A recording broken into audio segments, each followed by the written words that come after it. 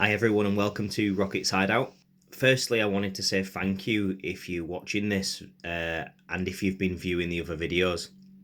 We've had nearly 200 views in such a short space of time, which is absolutely amazing. So people are either taking the time out because it either interests you or you're nosy, but either way it helps with the views and subscribers.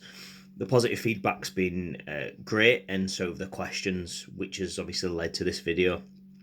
I didn't think it'd interest so many people, but it evidently does. And this is my first solo video without the kid. I'm nervous and I hate my own voice, but here we go.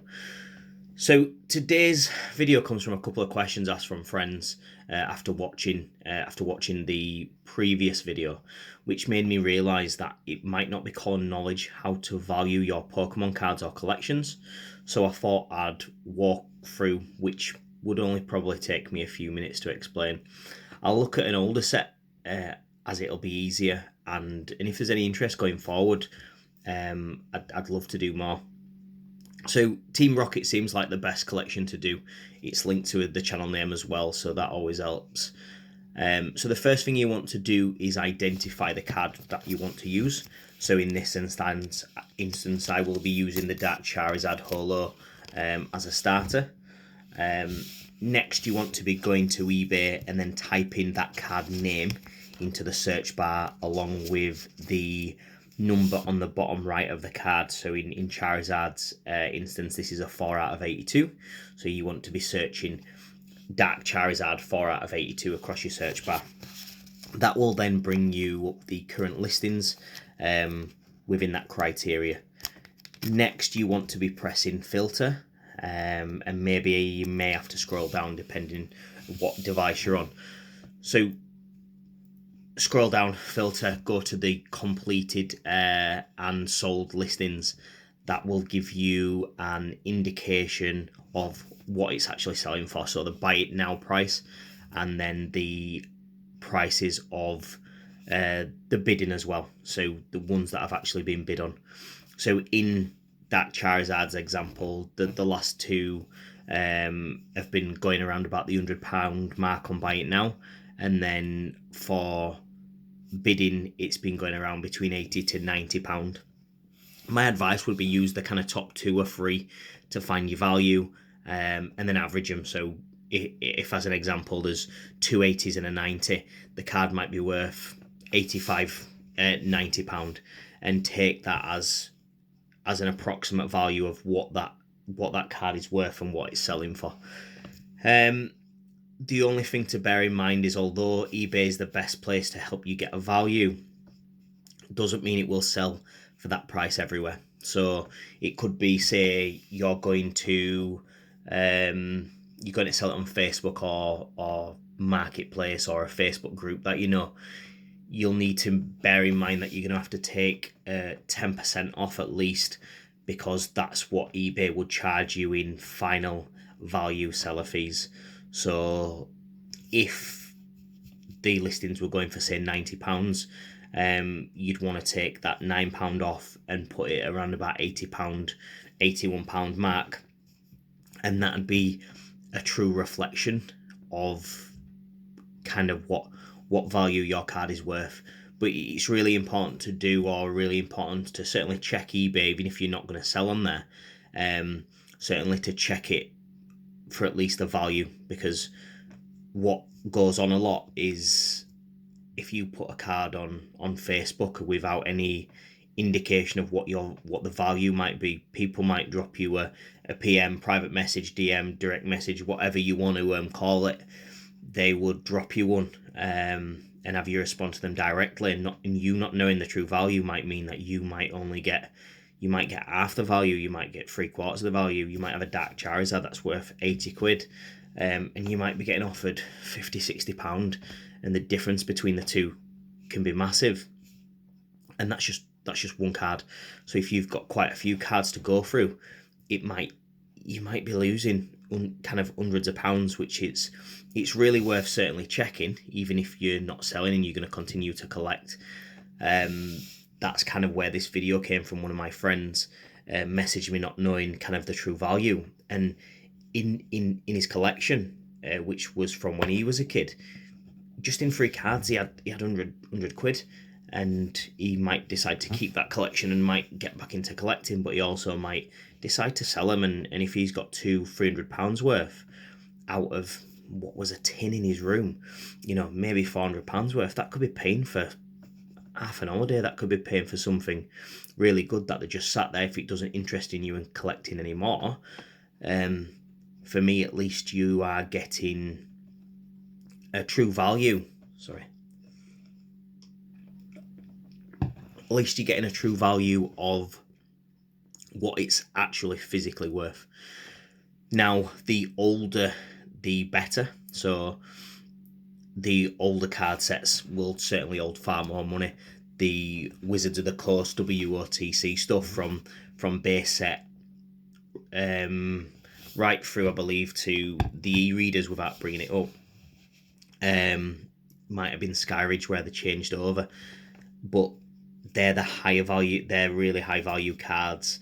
In the first instances, you've not only got the card, but you've then got a first edition card released for everyone. Then you've got the Shadowless card. So I mean, that's probably for a different video, but equally it'll give you an indication of what you do have.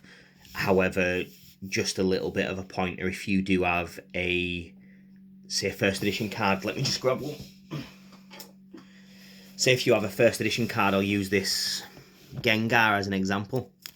On the left hand side of this Gengar, you'll see this here.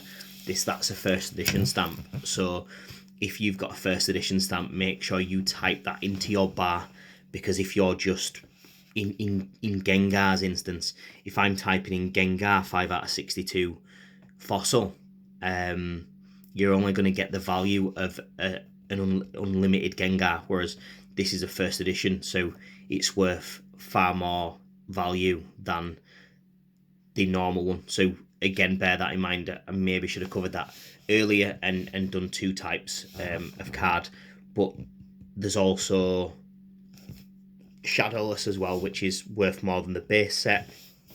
Let's see if I've got some Shadowless. Bear with me. I tell you what, I've got a first edition Shadowless somewhere. Give me a second.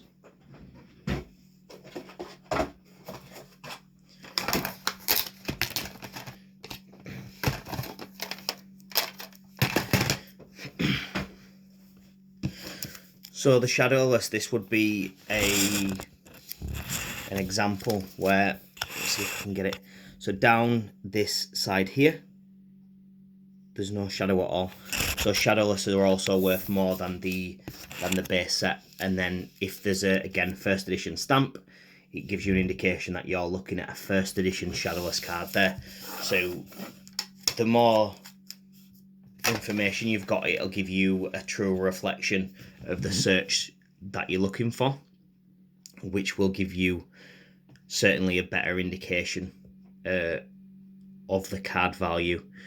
I think the only, or the last point to cover is look at the condition of your card, because if as an example, the Charizard that we've just used might be £80-90, that might be for a near mint Charizard, and it might be that your Charizard's not in that condition, so people, your price might be high or higher than what to expect. So again, sometimes good to not just take the top three, but dig into them a little bit more and see if the condition's the same. So whether it's I don't know, gem mint or mint, going through to excellent, it could be poor and it could be really not well looked after. These came out when we were kids, and I actually don't have any left from when I were a kid, so I just got back into it. But when I originally got back into it, I just wanted to collect them as opposed to look at the condition. So I probably need to go through or back through some of my collections and look at the conditions of the card. I'm looking at my Team Rocket set right now, and I can see that I've got one with a little bit of a whitening on the edge, which as a collector, I certainly probably wouldn't have that anymore, so I might need to upgrade that. But I think it's good to bear that in mind, because if you're looking at these Dark Charizards and they're mint condition and they're going for £100, and you've got a really beaten up Charizard with a lot of whitening on the edge, then just grab this, you know, and it could be that, because I've just seen this card, my Dark Golbat, through thingy, and if you've got whitening kind of down the edge, you'll see that that's not a mint condition card. And it's the first time I've looked at my Rocket collection in a while. So if anyone's got a Dark Golbat, I might need a mint one. But that's a good indicator as well, because you might be holding out for an £100 price for what might only be a condition of a £50-60 card, and you might think people are trying to rip you off. In essence, the condition of your card might be in line with the offer, but at least you, more than anything, at least you're informed and you know what value it's worth, or certainly even if it's what bracket it's worth. And you know, if anyone's got any that they want to send me some pictures and ask for my advice, I'm certainly not a grader, but I can give you my advice. You know, that like I said, that's how this video came about. So if anyone's got that and they want a bit of advice on them, yeah, happy to do that. Not a expert by any stretch of the imagination, and actually just want to continue learning. My knowledge is more based on the older cards, certainly not the newer stuff, but equally I'm not a kind of person who likes not knowing about them, so it'd be really good for me to get involved with the newer cards and learn what that's all about going forward, because I've started collecting the new ones, but predominantly my collection goes back to the Wizards of the Coast ones. However, if anyone's got, I think I'm up to the Neos that are collecting, so if anyone's got any sets or rares, uncommons, commons in reasonable condition that they want to get rid of, and that's not a set that I've got, I might be happy to pick those up off you, depending upon obviously price. I don't want to pay top dollar, but I also wouldn't want to rip anyone off. And that, you know, because the main thing of what I want to do is continue growing my collection, and then, you know, Noah will be looking at probably pack openings, more kids reviews and stuff like that. This is the kind of thing that interests me about, you know, the cards, collections, types, and things like that. So yeah, thanks for watching. It's a little bit of a longer video.